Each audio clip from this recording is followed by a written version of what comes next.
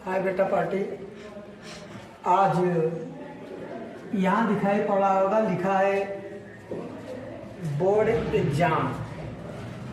जैसा कि आप लोग जान रहे हैं कि 10th का और 12th का बोर्ड एग्जाम आने वाला है। अभी मैं आप लोगों को 1 by 1 पढ़ा रहा था, लेकिन अब दिमाग में आया कि अगर 1 by 1 पढ़ाते हैं तो फिर बोर्ड एग्जाम की तैयारी के लिए थोड़ा सा प्रॉब्लम आएगा। तो आज से आप लोगों के लिए बोर्ड एग्जाम के दृष्टिकोण से जो पेपर में माने आने की संभावनाएं क्वेश्चन की प्रबल रहती हैं, उन क्वेश्चनों को आपका सलूशन निकलवाएंगे प्रत्येक चैप्टर से धीरे धीरे करके। एक बात का ध्यान रखिएगा कि प्रत्येक चैप्टर के नियर अबाउट 4 से 5 वीडियो बनेंगे हाई स्कूल वालों के लिए। इंटर का थोड़ा सा 1-2 वीडियो ज़्यादा भी हो सकता है प्रत्येक चैप्टर का, लेकिन एक बात का ध्यान रखना, जो पढ़ा रहे हैं पेपर में वही आएगा। और आप ये जानिए कि पहली बात तो वही क्वेश्चन आएगा। मान लीजिए क्वेश्चन में कुछ कमी रह जाए, कमी का मतलब है पूरे क्वेश्चन ना आ पाए, तो मेथड तो 100% मिलेगा और सेम टू सेम मेथड मिलेगा। तो इसलिए सब के सब इतना केयर करिए कि आप अपने बोर्ड एग्जाम के दृष्टिकोण से ये बहुत महत्वपूर्ण है, इसको आप केयर करिए किस तरीके से आपका होगा। ठीक है, हम आज से आप लोगों को शुरू करने चल रहे हैं। आप इसमें मैं आपको क्वेश्चन भी बताता चलूँगा कि कौन सा क्वेश्चन है, क्या है। आज चूँकि शुरुआत ही है तो परीक्षा के दृष्टिकोण से मैं आपका पहला वीडियो, जो पहला माने वीडियो बन रहा है, जिसका नाम है वास्तविक संख्याएं। क्या नाम है बेटा, लोग ध्यान देंगे।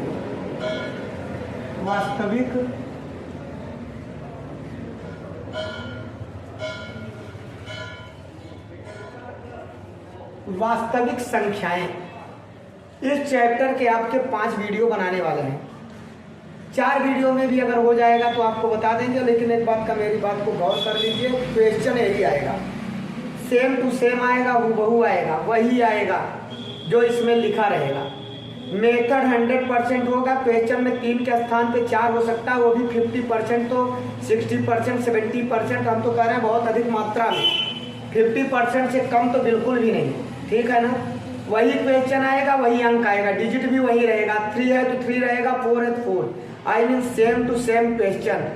अब इसके लिए आपको एक बार तो भरोसा करना पड़ेगा, क्योंकि मेरा चैनल नया है। ये चैनल जरूर नया है, एक्सपीरियंस नया नहीं है बेटा लोग। हमारे बच्चे बहुत सारे आगे बढ़ चुके हैं और बहुत आगे बड़े बड़े पदों पर आसीन हैं। उनको भी ये पता है कि जो मैं बता रहा हूँ परीक्षा में वही आता है। आप लोग भी इसको जान लें, एक बार आप ट्राई करके देखो, फिर पेपर आएगा तो सभी क्वेश्चनों को, सभी वीडियो का मिला लेना। बोर्ड एग्जाम के नाम से वो रहेगा ही वास्तविक संख्या बोर्ड एग्जामिनेशन के महत्वपूर्ण question, part 1, part 2, part 3, part 4, part 5 इस तरीके का रहेगा। उसमें आपका क्वेश्चन जिस पेपर उठाइएगा, जिसका रहेगा, उसमें जाके आप ट्राई मार लीजिएगा और चेक कर लीजिएगा क्वेश्चन आया कि नहीं आया। आई ओके, वैसे आप ट्राई मारोगे और आप खुश होके जाओगे कि वास्तव में वही के वही क्वेश्चन आ गया है। चलिए आपको लेके चलते हैं। एक क्वेश्चन दिया है, बड़ी से बड़ी संख्या ज्ञात कीजिए। मैं आपको क्वेश्चन बोलूँगा, आप क्वेश्चन को लिख लीजिए। ठीक है, वह बड़ी से बड़ी, क्योंकि हमारे पास तो जो आजकल के बोर्ड आ रहे हैं डिजिटल बोर्ड नहीं है, सामान्य बोर्ड है, इसलिए क्वेश्चन को बोलूँगा और शॉर्टकट लिखूंगा भी। आप बोल दूंगा, उसको उतार लीजिए, उसके बाद आप उसको देखिए कैसे लगाया जा रहा है। दिया है वह बड़ी से बड़ी संख्या ज्ञात कीजिए। क्या ज्ञात कीजिए? बड़ी से बड़ी संख्या ज्ञात करना है। बड़ी से बड़ी संख्या ये ज्ञात करना है बेटा। किसका बड़ी से बड़ी संख्या? 20, 53 और दूसरी संख्या दिया है बेटा 967। ध्यान दीजिएगा, कह रहा है वह बड़ी से बड़ी संख्या ज्ञात कीजिए जो 2053 और 967 को भाग देने पर, को विभाजित करने पर शेष फल बचे। शेष क्या बचे बेटा? कह रहा है शेष फल बचे। शेष फल बचे 5 और 7। शेष फल क्या बचे बेटा? 5 और 7। तो आप एक बात का ध्यान रखिए, 2 बातों को मेरे सुनिए। एक आपका क्वेश्चन आ सकता है बड़ी से बड़ी संख्या, और एक आ सकता है छोटी से छोटी। बड़ी से बड़ी के और प्रकार से बोल सकते हैं, अधिकतम से अधिकतम, लंबी से लंबी, बड़ी से बड़ी, उसी तरीके से छोटी से छोटी, न्यूनतम से न्यूनतम, कम से कम, इस प्रकार बोले जाते हैं। तो जहाँ बड़ी से बड़ी संख्या की बात किया जाएगा वहाँ पे शेषफल जो रहेगा क्रमशः माने इसमें 5 शेष आता है तो आप पहले वाले में 5 घटा देंगे, दूसरे में 7 शेष आता है तो दूसरे में 7 घटा देंगे। यहाँ पे 8 आया, 4 आया, 2 आया बेटा, और फिर यहाँ पे 0 आया, 6 आया, 9 आया। जब बड़ी से बड़ी कहेगा ज्ञात करने के लिए तो बेटा म स प ज्ञात किया जाता है। क्या ज्ञात किया जाता है? बड़ी से बड़ी में म स प। अब बड़ी से बड़ी बेटा म स प, यहाँ शेष फल दिया है इसलिए घटा दिए। अगर शेष फल ना दिया होता तो बड़ी से बड़ी माने इसी का म स प निकाल लेते। म स प भाग विधि से भी निकाल सकते हैं और आप गुणनखंड विधि से भी। हम आपको भाग विधि से बताने चल रहे हैं। ये 960 है बेटा लोग। 960 छोटी संख्या का बड़ी संख्या में भाग देंगे। अब भाग देंगे 48 में। 9 दूनी 18, 2 गया बेटा, 2 0 में 0, 2 6 12, 2 9 18, 1 19। यहाँ 8 आ गया, यहाँ क्या आ गया बेटा लोग? 2 आ गया, यहाँ 1 आ गया। अब इसका जो शेष फल बचा इसका इसमें भाग देंगे। यहाँ 12 पंचे 60, 12 6 72, 12 7 84, 12 8 46। 8 तो जाएगा नहीं, 7 ले जाएंगे। 7 8 56, 7 दूनी 14, 5 19, 7 1 का 7, 7 8। यहाँ पे आया बेटा 4, यहाँ क्या आ गया बेटा लोग? 9 6 15, और उसके बाद जो है 128, 64 दूना 128। इस तरीके से बेटा ये 64 आंसर हो गया। लिखेंगे वह बड़ी से बड़ी संख्या बराबर 64।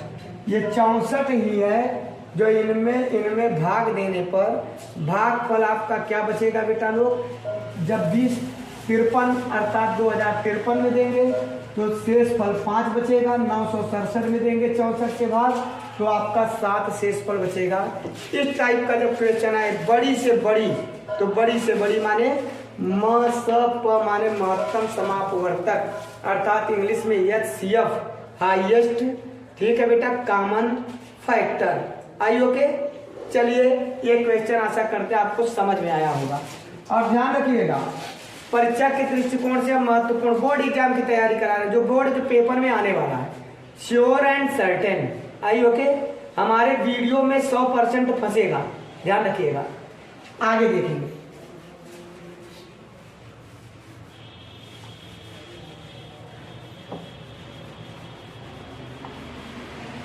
चलिए आगे आपको लेके चल रहे हैं।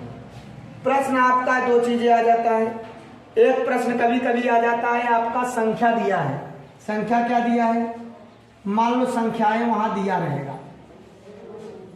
मान लो संख्याएं आपका दिया है 26 और 91। एक फार्मूला होता है बेटा। क्या फार्मूला होता है? वहां पे आपको कहेगा सत्यापित कीजिए कि ल स का गुणनफल म स प का गुणनफल बराबर पहली संख्या गुणित दूसरी संख्या, इसे दिखाइए, सत्यापित कीजिए। क्या सत्यापित करना है बेटा? सत्यापित कीजिए ल स गुणित, आई मीन अंग्रेजी में लिखा रह सकता है, हिंदी में भी LCM इंटू HCF बराबर first number into second number, अर्थात पहली संख्या गुणित दूसरी संख्या। तो ऐसे दशा में हम संख्याएं आपका दिया है, पहली संख्या दूसरी संख्या दिया है, इसका हम पहले HCF निकालेंगे। लिखेंगे सवाल को 26 91 का क्या लिखेंगे यहाँ पे? HCF। तो HCF कैसे निकाला जाता है? 26 का 91 में भाग देंगे। 26 3 6 18 और 3 दूनी 6 1 7, 1 दे देगा। यहाँ पे क्या आएगा बेटा? 11 3, यहाँ पे 1। 26 में भाग दिए बेटा, 13 दूना 26, अर्थात आप लिखेंगे HCF बराबर आपका कितना हो गया बेटा? 13। HCF माने बड़ी से बड़ी संख्या। अब क्या निकालेंगे बेटा? HCF आ गया LCM। तो LCM बराबर कैसे निकालेंगे? LCM लिखेंगे 26 91। आप ऐसे ही कर लो, 13 से डायरेक्ट कर रहा, 13 दूना 26, 13 सत्ते 91, फिर 2 से कट रहा है, 2 1 का 2, 7 उतार लेंगे, फिर 7 7 से कट रहा है, कट गया। एलसीएम क्या आ गया बेटा, 13 गुणित 2 गुणित 7, 7 दूनी 14, 3 42, 14 1 का 14 और 4 18। ठीक है बेटा लोग, एलसीएम आ गया। फिर ये आपको सत्यापित करने के लिए कह रहा है, तो जो सत्यापित करने के लिए कह रहा है तो वहीं पे आप लिख लेंगे क्या, LCM into HCF first number into second number. चलो एलसीएम कितना आया बेटा, 182, एचसीएफ कितना आया बेटा 13, फर्स्ट नंबर कितना दिया है बेटा 26 और 91। अब इसका गुणा करेंगे, 13 गुना 26, हासिल बेटा क्या होगा 2, 13 अट्ठे 104, गुणा कर लेना चाहिए, नहीं आ रहा है तो 8 तिरिक ऐसे गुणा कर लीजिएगा। आप अगर डायरेक्ट गुणा नहीं कर पा रहे हैं तो ऐसे गुणा करना, 3 दूनी 6, 3 8 24, 3 1 का 3 2 5, 1 2 का 2, 1 अट्ठे 8, 1 1 का 1 6 6 13 2, ये आपका आ गया क्या बेटा 23 66, 26 का 91 में गुणा करेंगे, 6 1 का 6, 6 9 54, 2 1 का 2, 2 9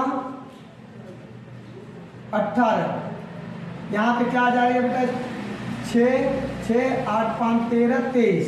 इधर भी आप क्या लिख देंगे 23 66। फिर लिखेंगे इति सिद्धम, क्या लिखेंगे इति सिद्धम, माने यही सिद्ध करना था, या इंग्लिश में लिखेंगे हैंस प्रूव्ड। ठीक है ना बेटा, जिसका अर्थ ही होता है इति सिद्धम।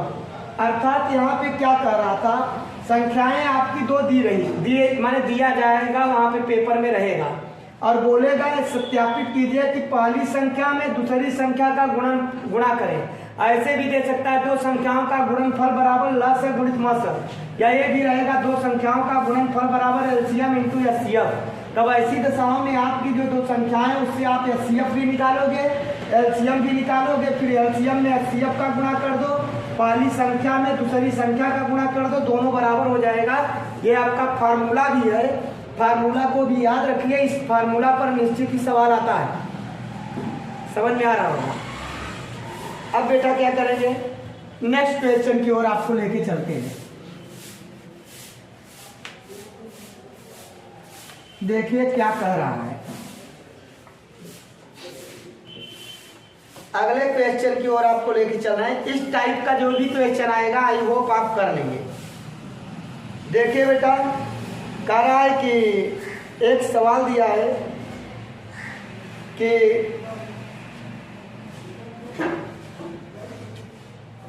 एचसीएफ और एलसीएम ज्ञात कीजिए अभाज्य गुणनखंड द्वारा। देखिए अभाज्य गुणनखंड द्वारा क्या ज्ञात करना है बेटा लोग, एचसीएफ भी और एलसीएम भी। तो ये दिमाग में रखना है, बाकी तो एचसीएफ एलसीएम आता है। कभी कभी आपको कह देगा भाग विधि द्वारा बताइए, कभी कभी एचसीएफ के लिए कह देगा आप गुणनखंड विधि द्वारा। संख्या मान लीजिए नॉर्मल ही दिया है आपका 15 और 21। अब गुणनखंड करेंगे 15 का 3 गुणित 5, 21 का करेंगे बेटा 3 गुणित 7। अब जब एचसीएफ निकालेंगे, एचसीएफ तो एचसीएफ के लिए दोनों में देखेंगे क्या है। देखो 3 यहाँ भी है, यहाँ भी है, यहाँ है तो 3 हो गया, यहाँ 5 है, यहाँ 5 नहीं है, और यहाँ 7 है, वहाँ 7 नहीं है।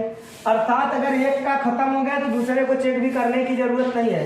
अर्थात यहाँ 5 देखा नहीं है तो आगे कुछ चाहिए तो नीचे होगा भी किसी काम का नहीं। अर्थात एचसीएफ इतना हो गया। एलसीएम में एक कौन विधि द्वारा लगा रहे हैं, देख लो, गुणनखंड विधि द्वारा।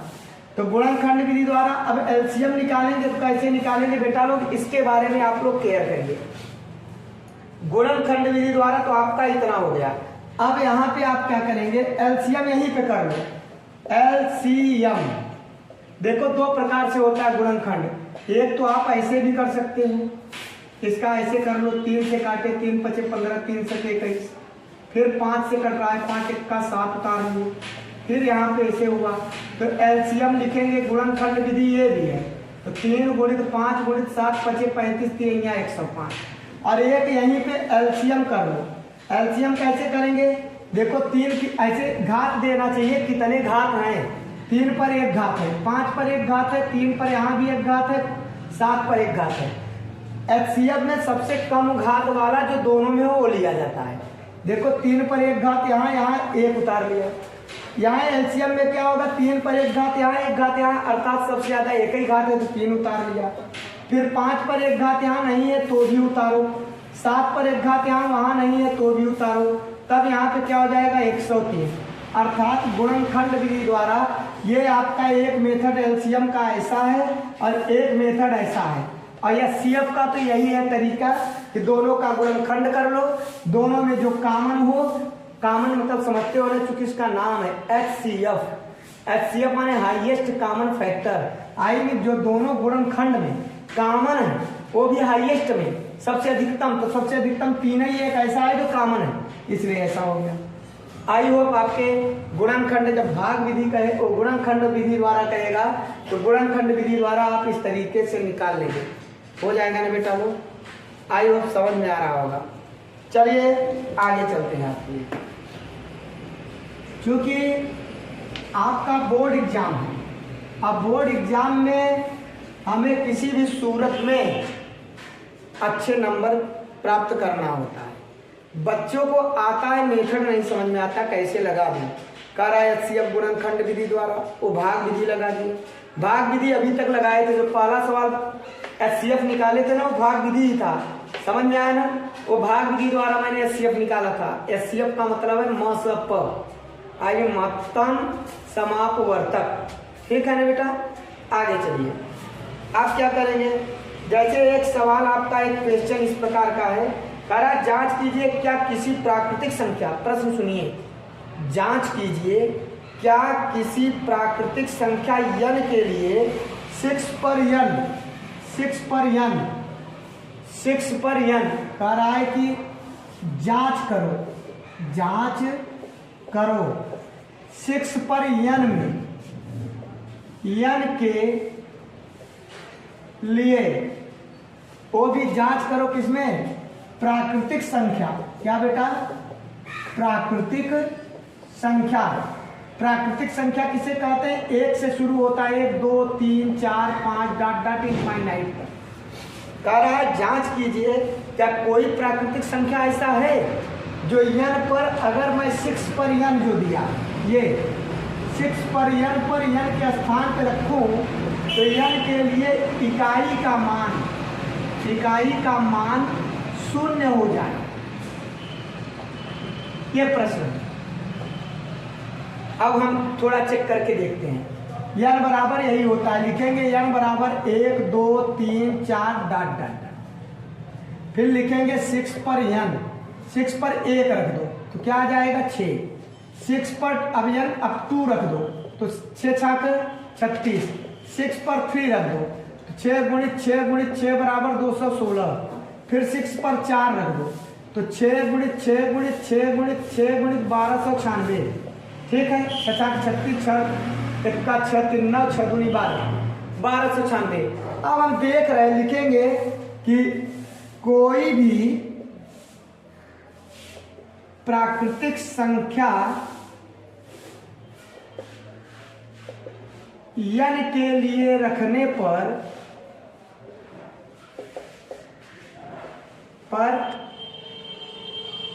इकाई का अंक 6 ही आता है,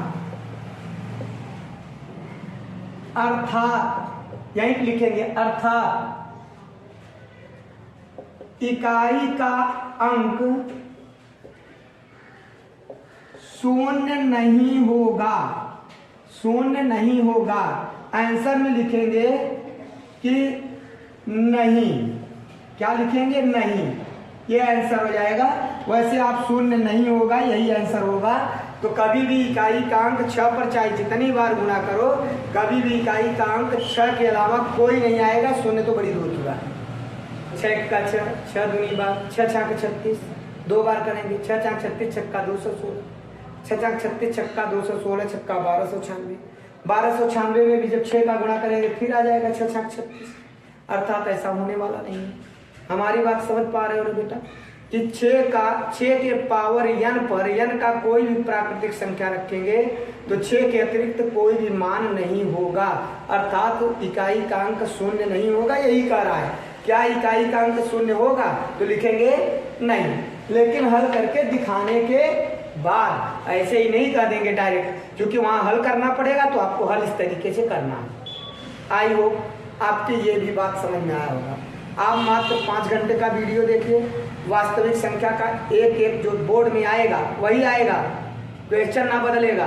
हमारी भाषा सुन लीजिए, क्वेश्चन ना बदलेगा। अब क्वेश्चन भी वो क्वेश्चन बदलेगा जो बहुत इजी रहेगा। जैसे 15 और 11 का HCF बता दो, समझ रहे हो ना? बदलेगा तो एकदम सिंपल वाला बदलेगा, जो हार्ड क्वेश्चन रहेगा सेम टू सेम आएगा। आई ओके? वही डिजिट, वही आपके क्या होंगे वर्ड्स, शब्द भी वही, अक्षर भी वही, अंक भी वही। जो भी आप समझ पा रहे हो समझिए हमारी भाषा को, जिस विधि समझ सको, माने क्वेश्चन ना बदलेगा, सेम टू सेम ऐसा लगेगा जैसे पेपर वाले हमारे वीडियोस उठा के दे दिए। समझ रहे हो ना? अब इतना विश्वास करने के लिए तो आपको एक चीज का केयर करना पड़ेगा। क्या करना पड़ेगा कि एक बार पेपर तक पढ़ना पड़ेगा और उसके बाद जाके पेपर लेके आना तो मिला लेना, ठीक है? और कमेंट करके बताना कि सर जी कितना क्वेश्चन फंसा है आपके वीडियो से, ठीक है ना?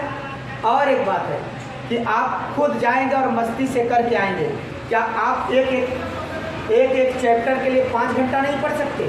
10 चैप्टर 15 चैप्टर है तो आप 5 घंटा पढ़िए, पूरा खत्म। परीक्षा में वही आएगा। जो सवाल आप एक बार लगाओ उसको देखो, दोबारा लगाओ, तिबारा लगाओ, उतने ही सवाल पढ़ लो, ज़्यादा पढ़ने की आवश्यकता नहीं है। आपको कहीं से पढ़ने की आवश्यकता नहीं, सेम टू सेम जितना सवाल मैं बता रहा हूँ, क्वेश्चन बता रहा हूँ, वही पढ़ लो, उसके मेथड को सीख लो। फिर आपको दुनिया की कोई ताकत ऐसा नहीं है जो 80+ पाने से रोक दे। 100 भी पा सकते हो अगर पूरा आपको आ रहा है तो, ठीक है ना? आई मीन 80% की बात किया, बाकी पेपर तो 17 नंबर का होता है ना? चलिए आगे चलते हैं। आगे क्वेश्चन आपका क्या है ये देखिए। मैं आपको क्वेश्चन लगभग पढ़ के भी बता देता हूँ, लिख भी देता हूँ। जो बच्चे पढ़ के बताता हूँ तो तुरंत लिख लेना चाहिए क्या सर बोल रहे हैं क्वेश्चन, और फिर उसको लिख के समझाता हूँ। ठीक है? ठीक है ना? चलिए आगे एक क्वेश्चन आपका दिया है बेटा, कह रहा है कि व्याख्या कीजिए। क्या कीजिए बेटा? व्याख्या कीजिए। किस चीज का? कह रहा है कि 7 है, गुणित 11 है और गुणित 13 है प्लस 13 है, ठीक है? और एक संख्या दिया है। क्या दिया है बेटा? 7 में दिया है 7 है, गुणित 6 है, गुणित 5 है, गुणित 4 है, 3 2 1 भी है, गुणित 3 है, गुणित 2 है, गुणित 1 है और प्लस 5 है, प्लस 5 भी है। तो कह रहा है भाज्य संख्याएं हैं क्यों? कह रहा है भाज्य संख्याएं हैं क्यों? ऐसा पूछ सकता है या ऐसा पूछ सकता है कि ये क्यों, क्या ये, या ये क्यों अभाज्य संख्या है। क्यों अभाज्य संख्या? मैंने इसमें 2 क्वेश्चन बना दिया बेटा। क्वेश्चन तो एक ही है लेकिन दोनों प्रकार से पूछ लेता है। तो क्यों अभाज्य है और क्यों भाज्य है, दोनों बातें विश्लेषण करके बताते हैं। यहाँ पे आप पहले इसका इसमें गुणा कर दो। देखो बेटा क्या है, 7 गुणित 11 लिखेंगे, कैसे लगाएंगे बेटा ये देख लो। लिखेंगे प्रथम पद 7 11 13 प्लस 13, 7 पहले इसका गुणा कर लो, 13 का 13, 13 का 13 14 प्लस 13, फिर 7 का गुणा कर लो, 7 3 21, 7 चौक 28, 28 और 2 30, 7 का 7 3 10, अब प्लस 13, अब इसको इसमें जोड़ दो, 1000 क्या आ गया बेटा 14, लिखेंगे 1014 सम संख्या है जो 2 से विभाज्य है। बात समझ में आया? विभाज्य है अर्थात भाज्य संख्या है।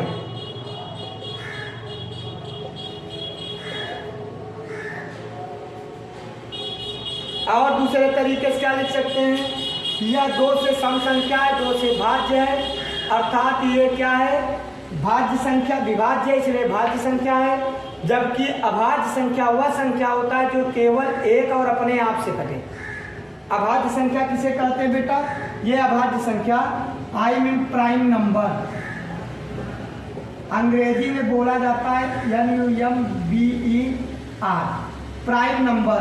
प्राइम नंबर आई मीन एक तथा स्वयं, स्वयं माने इटसेल्फ, स्वयं से क्या हो बेटा, कटे, हिंदी में जानिए शुद्ध कटे, आई मीन जिसका factor 1 and itself, I mean वो नंबर ही स्वयं और एक दो ही डिवीजन वो उसका फैक्टर हो उसका, तो जान लीजिए कि फिर वो क्या है आपका प्राइम नंबर।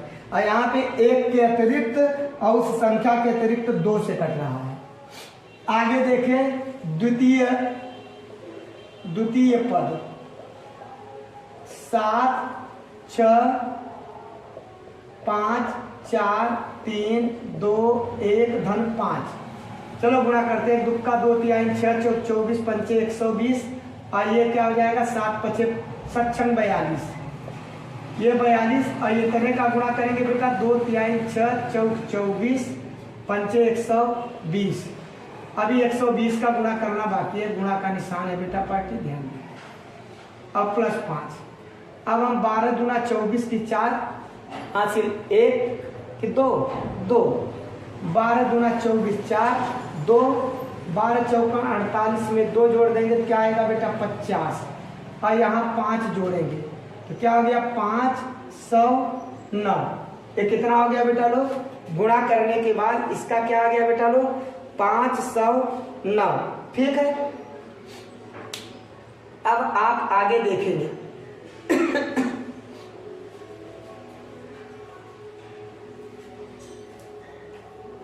चलिए देखेंगे,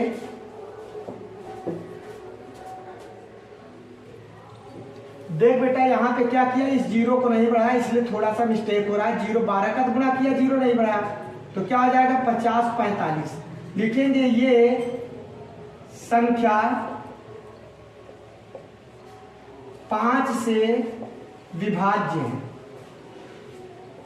अर्थात भाज्य संख्या है।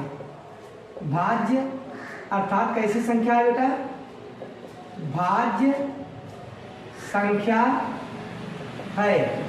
ध्यान रखिए यहाँ कह रहा है कि व्याख्या कीजिए, तो ये व्याख्या ही है, यही व्याख्या है। इसको काट के इसको 1014 लिखने के बाद आपको ये बताना पड़ेगा कि ये जो आपका 1014 आया है ये संख्या किससे कट रहा है बेटा लोग, ये कट रहा है आपका 2 से भी कट रहा है और कट रहा है, बहुत ज्यादा माने काटने की आवश्यकता नहीं है, कटने के लिए तो और से कटेगा, वो भी और से कटेगा, लेकिन आपसे 5 से तो नियम से तुरंत दिख रहा है ना, तो लिखेंगे कि 5 से कट रहा है अर्थात भाज्य हो गया, क्योंकि अभाज्य सिर्फ 1 से और इससे कटता, 5 से कटा तो भाज्य, यहाँ 2 से आराम से कट गया तो भाज्य। तो पूरा विश्लेषण करने की जरूरत है, तो बस ये लिखने की है कि ये एक सम संख्या है, 2 से विभाज्य है अर्थात ये भाज्य संख्या है, और ये जो है सम संख्या माने ये संख्या 5 से विभाज्य है अर्थात क्या है बेटा लोग, ये भाज्य संख्या है। फिर एक चीजें और लिखोगे कि चूंकि अभाज्य संख्या जो एक तथा अपने आप से कटे अतिरिक्त से ना कटे तो अभाज्य होता है, इससे ये प्रूव्ड होता है, ये सिद्ध होता है कि ये भाज्य संख्या है। दोनों बातें आप लिख सकते हैं। ऐसे ही अभाज्य के लिए भी लिखेंगे भाज्य है, भाज्य है, फिर अभाज्य का नियम लिखेंगे नीचे। कि अभाज्य संख्या वे संख्याएं होती हैं जो केवल अपने आप, संख्या केवल अपने आप तथा संख्या स्वयं से कटे। ठीक है, अभाज्य का मतलब समझ गए ना, प्राइम नंबर जो एक तथा स्वयं से कटे उसे अभाज्य संख्या कहते हैं। प्राइम नंबर इंग्लिश है अभाज्य संख्या का। बात समझ में आया बेटा? और ये आपका भाज्य संख्या हुआ। हमको लगता है अगर ये सवाल आएगा तो आप आराम से इसको कर लेंगे, क्योंकि इसमें बहुत विशेष बातें नहीं है। चलिए आपको लेके चलते हैं आगे की ओर। हम आपको जो पढ़ा रहे हैं बेटा लोग, ये क्या पढ़ा रहे हैं? ये बोर्ड एग्जाम में जो क्वेश्चन 100% आएगा, आपको कहीं बाहर से पढ़ने की आवश्यकता नहीं है। किसी भी चीज को मत पढ़ो, आप पहले मेरा वीडियो देख लो, इसमें का क्वेश्चन आप हल कर लो, फिर आप एग्जाम में जाओ और देखो क्या हो रहा है। बड़े प्रेम से आपको संपूर्ण क्वेश्चन हल हो जाएगा। बात समझ में आया? एक क्वेश्चन बेटा दिया है, 2 संख्याएं दिया है, 2 संख्याओं में कह रहा है, 2 संख्याओं में कह रहा 2 संख्याएं आपको क्या करना है। 2 संख्याओं में HCF 145 है। 2 संख्याओं में HCF कितना है? 145। एलसीएम बेटा क्या है? 2175। एलसीएम आपका बेटा है 2175। अब इसके बाद कह रहा है एक संख्या दिया है, आई में पहली संख्या दिया है, पहली संख्या बेटा दिया है आपका 725। कह रहा है दूसरी संख्या बताइए। कौन संख्या बेटा? Second number. सेकंड नंबर आपको ज्ञात करना है। अब लिखेंगे एलसीएम इंटू, ये लिख देंगे यहाँ पे फर्स्ट नंबर। फर्स्ट नंबर लिख के अर्थात पहली संख्या, सेकंड नंबर लिख के आप दूसरी संख्या भी कर सकते हैं। समझ में आ रहा है? अब बेटा LCM into HCF equivalent first number into second number. LCM बच्चा कितना दिया है? 2175। HCF उत्तर कितना दिया है? इतना। फर्स्ट नंबर बेटा पार्टी दिया है कितना? इतना। सेकंड नंबर आपका पूछ रहा है, यहाँ x लिख दो। अब एक समीकरण हुआ, अगर गुणांक है तो इसका इसमें भाग हो जाता है। आप सूत्र याद रखो, यही लसा गुणित मसा, हिंदी में जान लो आप, यहाँ पे लिख दे रहे हैं आपका लसा गुणित मसा प, यूं प लिख दे चाहे, पहली संख्या गुणित दूसरी संख्या। आ रहा है दूसरी संख्या। ये सूत्र यहाँ जो ये लिखे हैं इंग्लिश में, इसको आप इस हिंदी में भी इसको लिख सकते हो ऊपर, और लिखने के बाद वही अल्लाह सप गुणित म सप इक्वलेंट पहली संख्या इतना। अब x बराबर इसका इसमें भाग हो जाएगा 2175 गुणित 145 बटे 7 2 5। 5 से कट रहा है, प्रेम से काटो। 5 1 का 5, 5 दूनी 10 5 25। चलो 5 से इसी को छोटा करो। 5 चौक 20, 5 3 15, 5 7 35, 7 5 35, 7 3 21। फिर से काट दो। 5 चौक 20, कितना बचा बेटा? 1। 5 3 15, 5 25। तभी सोचा 7 कैसे आएगा। यहाँ 5 1 का 5, 5 चौक 20, 5 25। इसको भी काट लो। थोड़ा काटते वक्त एकदम दिमाग खोल के रखना, मैं तो ऐसे ही आपको जल्दी जल्दी बता दे रहा हूँ, लेकिन उसको काटना सीख लो। देखो इससे काटे तो इससे क्या हुआ? पूरा कट गया। अर्थात बेटा आंसर कितना आ गया? फिर से समझिए क्या कह रहा है। कह रहा है कि दो संख्याओं में क्वेश्चन कर लो। 2 संख्याओं में HCF माने इतना है, एलसीएम इतना है, पहली संख्या इतना है, तो दूसरी संख्या बताओ। एक क्वेश्चन है। 2 संख्याओं में HCF इतना है, एलसीएम इतना है, पहली संख्या इतना है, तो दूसरी संख्या बताओ। यही क्वेश्चन है जो बार बार बोल रहा हूँ, आप उतार लो जो बोल रहा हूँ। अब यहाँ पे सूत्र होता है लसा गुणित मसा बराबर पहली संख्या गुणित दूसरी संख्या। देख रहे हो ना? या LCM into HCF first number into second number equal to रहता है। चाहे आप ऐसे भी लिख दोगे तो भी टीचर नहीं काटेगा, ऐसे भी लिख दोगे सूत्र यहाँ पे फार्मूला तो भी नहीं काटेगा। फिर इसके बाद जो एक तरफ का, अगर इधर एक तरफ दिया रहे, एक दिया रहे, एक पूछे तो इधर का भाग दे देंगे, इधर का एक दिया है तो इधर का भाग दे देंगे। और फिर काटने का हुनर आपको आना चाहिए। आपको अगर काटना आ रहा है तो आपको किसी भी प्रकार की कोई दिक्कत ना होगी, क्योंकि क्वेश्चन सरल ही होता है। ठीक है ना? चलिए आपको लेके चल रहे हैं। और एक क्वेश्चन दिया है बेटा पार्टी, क्या दिया है आप जानिए। क्वेश्चन आपका दिया है कि क्या दो संख्याओं का, ऐसे करना है, क्या दो संख्याओं का HCF 16, LCM 480, 380 हो सकता है। ध्यान दीजिए, इस क्वेश्चन को आप मार्के की बात है, इसको आप हल्के में ना लो। हम बोल देंगे हाँ या ना, उत्तर सही हो जाएगा। एक उत्तर तो होगा ही, ये एलसीएम है तो इसका HCF हो सकता है, इसका HCF नहीं हो सकता, लेकिन इसको लगाना पड़ता है। एक रूल होता है बेटा, जो ये HCF होता है, HCF जो होता है, LCM पहली संख्या, दूसरी संख्या,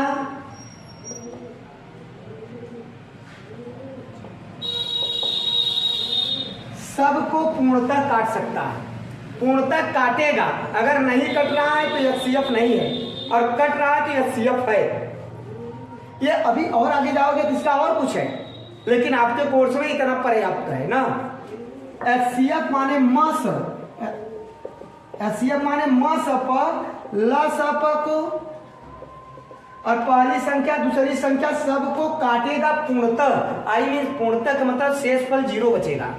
आई ओके, चलो काट के चेक करते, हो सकता है कि नहीं हो सकता है।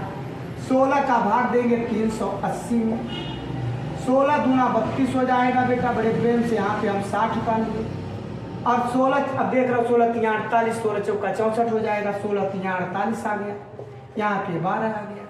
ये 12 आपका रिमाइंडर हो गया। क्या हो गया बेटा लोग? रिमाइंडर हो गया। रिमाइंडर का मतलब शेषफल हो गया बेटा, और शेषफल इसका 0 आएगा तब ये HCF होगा। और चूंकि लिखेंगे अब यहाँ पे कि यह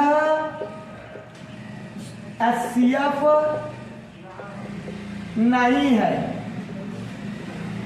क्योंकि शेषफल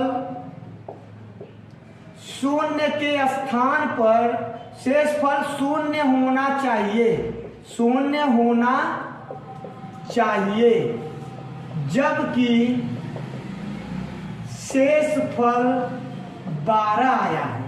ऐसे भी लिख सकते हैं, या ऐसे लिख देंगे कि नहीं, क्योंकि शेषफल शून्य होना चाहिए। ठीक है, क्योंकि शेषफल कितना होना चाहिए बेटा? शून्य होना चाहिए। हमारी भाषा समझ पा रहे हो? अगर यहाँ पे पूर्णतः कट जाता है, या ये लिख देंगे कि चूंकि 16 380 को पूर्णतः नहीं, ऐसे लिख देंगे। और तरीके हैं बेटा, देखिए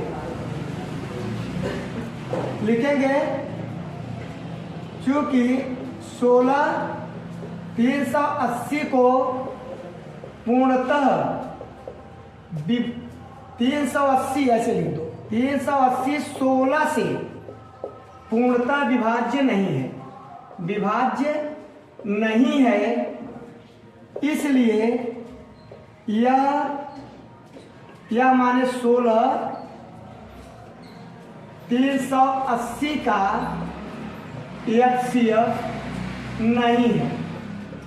ये आंसर हो जाएगा बेटा। आंसर में लिख देंगे कि HCF नहीं है। अलग से भी एक ब्लैक पेन से सुंदर सा बोर्ड कॉपी में अपने लिख डालिए। आपको बार बार कह रहे हैं, ये जो क्वेश्चन पढ़ा रहे हैं, ये क्वेश्चन आपके बोर्ड पेपर में ऐसे सुंदर सा छपा रहेगा। अंक नहीं बदलेगा, सेम टू सेम वही रहेगा। कितने परसेंट? 80% से तो कम नहीं, आप जानिए, सेम टू सेम रहने वाला है। और मेथड 100% मिलेगा बच्चा, 100%। बात समझ रहे हो? और आपको बता दिए कि जो अंक भी बदलेगा वो साधारण बदलेगा। यही 16 के स्थान पे 8 हो जाएगा, यही 16 380 के स्थान पे 280 हो जाएगा। ऐसा रहेगा, अंक बदलेगा छोटा सा, जो सरल क्वेश्चन रहेगा उसका, और जो कठिन वाला हार्ड रहेगा वो तो मेरा ही रहेगा जी, यहीं से रहेगा, यहीं बोर्ड पर जो आपको लगा रहे हैं क्वेश्चन सेम टू सेम। अब इंतजार करिए, वेट एंड वॉच, ठीक है ना। मार्च मार्च मंथ में आप देखेंगे मैथ के पेपर में 1 स्टेप फॉर स्टडी के चैनल से आपका जो मैथमेटिक्स का पेपर आया हूबहू वही आ गया जो मैंने पढ़ाया था। ठीक है ना, चलिए आगे चलते हैं। अगला क्वेश्चन आपका क्या है? अगला क्वेश्चन बेटा लोग एक चीज जानिए, आपको एक चीजें पढ़ा रहा हूं। सिद्ध कीजिए √5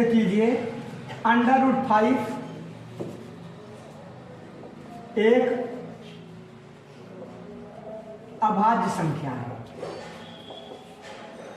देख बेटा, आज इसी के मेथड से आपको √2 एक अभाज्य संख्या है, सिद्ध कीजिए √3 एक अभाज्य संख्या है, सिद्ध कीजिए √12 एक अभाज्य संख्या है, सिद्ध कीजिए √5 एक अभाज्य संख्या है। अर्थात कोई भी दे, इसमें कुछ सिद्धांत है जो लिखना पड़ता है। बात समझ में आया? यहाँ पे ये तो आप भी जानते हैं कि अभाज्य संख्या है ही, फिर भी कह रहा है सिद्ध करो कि अभाज्य संख्या है। तो चलिए आपको लिखते हैं। कल्पना कीजिए, कैसे लिखा जाएगा, इसमें लिखा जाता है बेटा। कल्पना कीजिए, ठीक है, कि √5 एक भाज्य संख्या है। क्या कल्पना कीजिए बेटा? कि कल्पना कीजिए कि √5 एक परिमेय, लिखिए परिमेय संख्या है। ये लिखना पड़ेगा जैसे मैं लिख रहा हूं, थोड़ा सा सोचो। ये आप जानते हो कि यह एक स्वयं अपरिमेय संख्या है, जबकि हम क्या लिख रहे हैं बेटा कि सिद्ध कीजिए, कि ये सिद्ध ही करना है, का परिमेय है तो सिद्ध क्या करें, तो इसलिए उसको पहले परिमेय ही मानेंगे। कि कल्पना कीजिए, या कल्पना कीजिए के स्थान पे लिख दीजिए माना कि √5 एक अपरिमेय संख्या है। अब अपरिमेय संख्या है बेटा, माने परिमेय संख्या है, तो परिमेय संख्या माने यहाँ पे क्या लिखेंगे बेटा, √5 बराबर p/q, और यहाँ q 0 के बराबर नहीं है, क्योंकि q 0 हो जाएगा तो काम खत्म हो जाएगा। ठीक है, यहाँ पे लिख देंगे q ≠ 0। अब दोनों पक्षों का वर्ग करेंगे बेटा, तो p² लिखेंगे वर्ग करने पर, तो p²/q², तो p² बराबर क्या हो गया बेटा 5q²। ठीक है, यहाँ पे ऐसे अभी समाप्त हो जाएगा, आप सोचेंगे ऐसे समाप्त हो गया जल्दी से। अब यहाँ पे आप देखिए, यहाँ पे क्या लिखेंगे, दोनों पक्षों का जब वर्ग किया तो p² 5 से तो कटेगा, लिखेंगे p² 5 से विभाज्य है, 5 से विभाज्य है, तब q² भी 5 से विभाज्य होगा। निश्चित ही q² भी क्या हो गया, p² विभाज्य हो जाएगा, तो आपका बेटा q² भी विभाज्य हो जाएगा। तो लिखेंगे कि q², यहाँ पे p माने आपका जस्ट मिनट बेटा है, ठीक है ना, कि p² 5 से विभाज्य है। अब जब p² 5 से विभाज्य है तो लिखेंगे p भी 5 से विभाज्य होगा। अब यहाँ पे पुनः लिखेंगे बेटा माना, अब क्या मानेंगे बेटा, p बराबर 5 से विभाज्य 5 है, एक बार पुनः माना, तो अब लिखेंगे पुनः क्या करने बेटा, वर्ग करने पर p² बराबर 5 r²। ठीक है, 5 r² क्या रहा है, चलिए ठीक है। अब देखेंगे, ठीक है, आ रहा है, आगे देखेंगे। अब यहाँ पे क्या करेंगे कि हम लिखेंगे p² बराबर 5q²। पहले से ज्ञात है, क्या ज्ञात है बेटा, पहले से ज्ञात है। कहाँ ज्ञात है, यहाँ ज्ञात है ना। तो अब हम क्या करेंगे कि यहाँ पे जो आपका 5p² है, यहाँ p² के स्थान पे हम लिखेंगे 5q², और इधर क्या है बेटा 25 r², 5 से कट गया। अब q² बराबर 5 r² हो गया।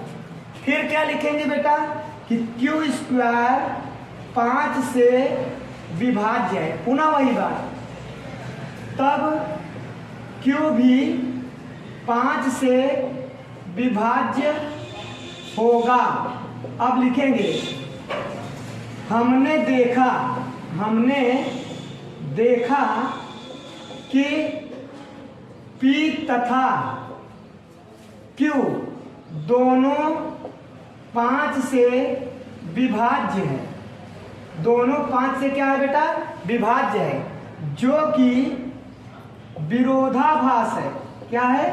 विरोधाभास है, क्योंकि जो P और Q, आपको पहले ही बताया कि जो Q है वो कितना है बेटा, इनका P और Q का एक के अतिरिक्त कोई भी गुणनखंड नहीं है, जो कि विरोधाभास है, क्योंकि P तथा Q का कोई गुणनखंड एक के अतिरिक्त नहीं है, ठीक बेटा लोग, क्योंकि यहाँ पे कोई भी एक के अतिरिक्त इसका गुणनखंड नहीं है। P और Q में यहाँ पे थोड़ा सा आप लिख देना, जब यहाँ मानना ना तब ये चीजें अच्छा रहेगा। यहाँ पे लिखना P बाई Q लिखेंगे, P तथा Q का गुणनखंड एक के अतिरिक्त कुछ नहीं। चलो एक बार फिर से इसको समझाते हैं, कुछ नहीं है, ठीक है ना।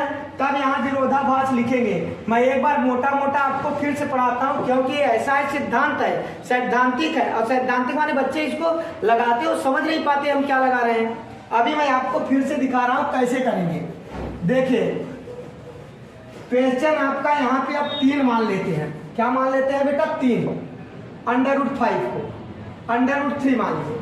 फिर लिखेंगे कि माना √3 एक परिमेय संख्या है, तो परिमेय संख्या है, यहाँ पे लिखेंगे √3 बराबर P बाई Q। फिर लिखेंगे Q does not equal to 0। फिर क्या लिखेंगे बेटा कि Q जहां P तथा Q का सर्वनिष्ठ गुणनखंड एक है, केवल एक है, इसके अलावा कोई सर्वनिष्ठ गुणनखंड नहीं है। क्योंकि ऐसे भी परिमेय संख्या होता है ना, जैसे 7/5, इसमें एक ही गुणनखंड है, ठीक है। तो इस तरीके का है, ये 0 तो नहीं है क्यों, लेकिन 7 और 5 में गुणनखंड केवल एक है। आई में अपने अपने में 2 के दोनों क्या है, अभाज्य संख्याएं हैं, लेकिन परिमेय संख्या है। इस रूप का हमने मान लिया। मानने के बाद लिखेंगे वर्ग करने पर 3 बराबर P² बाई Q²। फिर क्या लिखेंगे? P² बराबर 3Q²। लिखेंगे कि यहाँ पे P² 3 से विभाज्य है, तब P भी विभाज्य होगा, भाई P² अगर विभाज्य है 3 से, P भी विभाज्य होगा क्योंकि स्क्वायर है। अब फिर क्या लिखेंगे? पुनः माना P बराबर यहाँ पे 3R। अब चूंकि 3 से विभाज्य 3R मान लिए। अब फिर लिखेंगे वर्ग करने पर, वर्ग करेंगे P² बराबर 3 त्रिका 9R²। अब जैसा कि P यहाँ लिखेंगे P² बराबर क्या है, इसको समीकरण 1 मान लो, तो लिखेंगे यहाँ पे P के स्थान पे 3Q² बराबर 9R² आ रहा है। अब क्या करेंगे बेटा? 3 त्रिका 9। अब लिखेंगे क्या यहाँ पे कि Q² बराबर 3R²। अब फिर वही लिखेंगे, Q² 3 से विभाज्य है, तब 3 भी विभाज्य होगा। देखिए अब 2 चीजें शर्त आ गया, कह रहा है P और Q का गुणनखंड केवल एक है, लेकिन यहाँ भी P भी 3 से कट रहा है और Q भी 3 से कट रहा है। लिखेंगे कि चूंकि P तथा Q दोनों 3 से विभाज्य है, जो कि विरोधाभास है, क्योंकि सर्वनिष्ठ गुणनखंड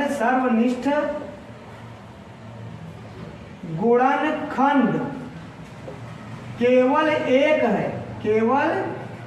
है, जो मैंने यहां ऊपर आपको बताया है ना। तब लिखेंगे अर्थात √3 एक अपरिमेय संख्या है, ठीक है बेटा। तब ये आपका क्या है, एक अपरिमेय संख्या है। ये अब √3 के स्थान पे आप √5 का बताए, एक लाइन वहां पे ये भूल गए थे लिखने के लिए, ठीक है। √5 वाले में जो आपको मैंने वहां पे कहा कि यहाँ पे लिख देना। अब यहाँ पे मैंने संपूर्ण चीजें लिख दिया, आपको समझ में आना चाहिए। ये √3 एक परिमेय संख्या माना P और Q, जहाँ Q 0 के बराबर नहीं है, लेकिन P और Q का सर्वनिष्ठ गुणनखंड 1 है, इसके अलावा कोई नहीं है। आई ओके। फिर वर्ग किया, ये बातें लिखा। फिर उसके बाद पुनः माना, चूंकि जब P² 3 से कटेगा, P भी कटेगा, तो निश्चित ही P 3 का गुणनखंड होगा। 3R माना, पुनः वर्ग किया, 3 त्रिक का 9 और P² बराबर कितना दिया है? P² बराबर देखिए समीकरण 1 में 3Q², तो P² पे रख दिया, 3 से 3 कट गया, 3R², Q² बराबर इतना हो गया, जैसे ये था। फिर वही बात यहाँ लिखा और अब देखा कि Q भी 3 से कट गया और P भी 3 से कट गया, जबकि मैंने यहाँ बताया कि P और Q का गुणनखंड कई है? 1, अर्थात ये विरोधाभास है, अर्थात √5 √3 कुछ भी रहे वो एक अपरिमेय संख्या है। इस तरीके से बेटा लोग लिखेंगे। ये आपके बोर्ड एग्जाम के दृष्टिकोण से नोट कर लेना। आपका अगर इस पेपर माने वही क्वेश्चन आएगा, सेम टू सेम बोले ना, same to same. I okay. तो आप लोग इसको अच्छे से देखें। थोड़ा इस क्वेश्चन को मैं फास्ट बताया हूँ, अभी अपरिमेय संख्या का एक आध वीडियो और डाल दूंगा अच्छे से, जिससे आपको और भाई अब तो बोर्ड का एग्जाम का तैयारी करा रहे हैं तो क्वेश्चन भी चाहिए, मेथड भी चाहिए, तो आपको मिलना चाहिए। तो आशा करते हैं कि आपको वीडियो पसंद आएगा और आपके जितने भी साथी हों हाई स्कूल में बोर्ड एग्जाम वाले, सबको आप इसको भेज दो और उन्हें बता दो, आश्वस्त कर दो कि इसको वीडियो आप पूरा देख लो। जितना चैप्टर उतना 5 वीडियो, निश्चित ही 5 घंटे का एक चैप्टर होगा, कम से कम 4 घंटे का, 4.5 घंटे का ऐसा होगा। आपका संपूर्ण पेपर आएगा उसी में से, चाहे आप बाद में चेक करके देख लीजिएगा। धन्यवाद।